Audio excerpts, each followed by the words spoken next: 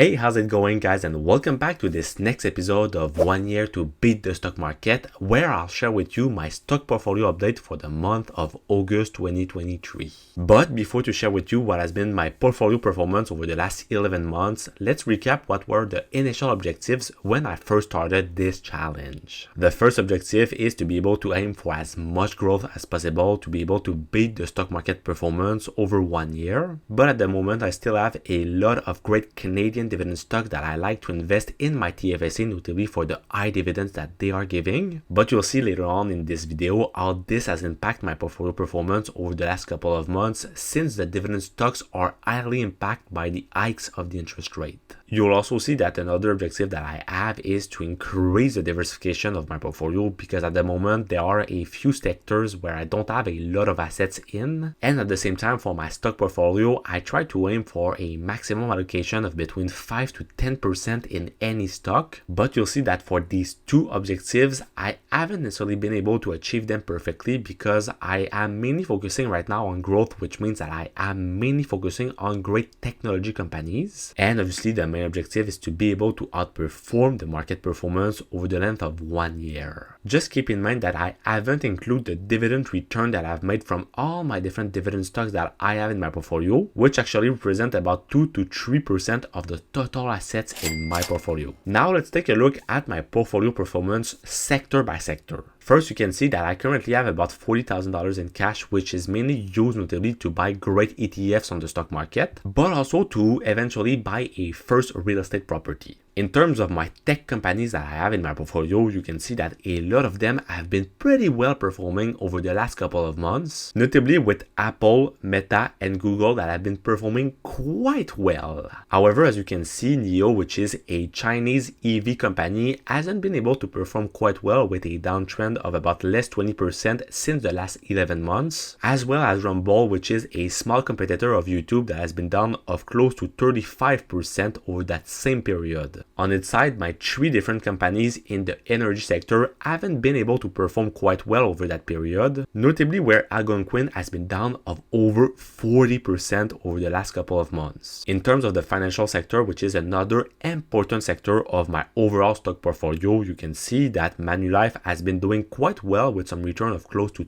12%, and you can also see that the TD Bank as well as the RBC Bank have been doing quite well, but I can't say the same for the Nova Scotia Bank as well as for BMO. Unfortunately, for my two communication companies, which are TELUS and Bell, you have seen over the last couple of weeks that they have been massively down, but my consummation company Couche-Tard has still been able to perform quite well with some return over the last 11 months of about 12%. On its side, in the material sector, my Savaria pick has been doing quite fantastic over that period with some return of close to 22%. And one of the biggest positions in my portfolio, my real estate investment trust company, Raocan, has been doing quite good with some return of about 3.38%. And finally, my super small stake in 5 Plus has been doing fantastic with some return of close to 130%.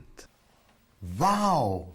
So you can see that my initial portfolio that was worth about $92,400 is currently worth slightly over $99,000, which means that probably over the next month I'll be able to pass the bar of $100,000 only for my stock portfolio, which is another objective that I wanted to reach. And this has been translated to a great return of about 7.16% over the last 11 months. But now let's compare my stock portfolio performance with the overall stock market performance. Once again, to evaluate what has been the market performance, I'll be using the famous S&P 500 index, which is an index that is composed of the 500 largest American companies in terms of valuation. And as you can see over the last 11 months, so as we can see in the first September of 2022, the market was worth about 3,966 points, which actually means that the market has been returning slightly over 13% of overall return since that period. And since, as I told you earlier, I still have a lot of dividend stocks in my portfolio, well, unfortunately, I am currently underperforming the market, even if I would have decided to include the total dividends income that I've made over that period, so I would be close to about 10% of overall return. And this actually happens because a lot of great dividend stocks, for example, great energy stocks, has been on a massive downtrend lately, notably because of the hike of the interest rates that are impacting them a lot. But to be able to understand more precisely, let's take a look at my total sectoral distribution. As you can see, I still have two big tilts which are representing over 65% of the total assets in my portfolio, where you have the technology sector that's worth about 37% and the finance that's worth about 28% of the total assets in it.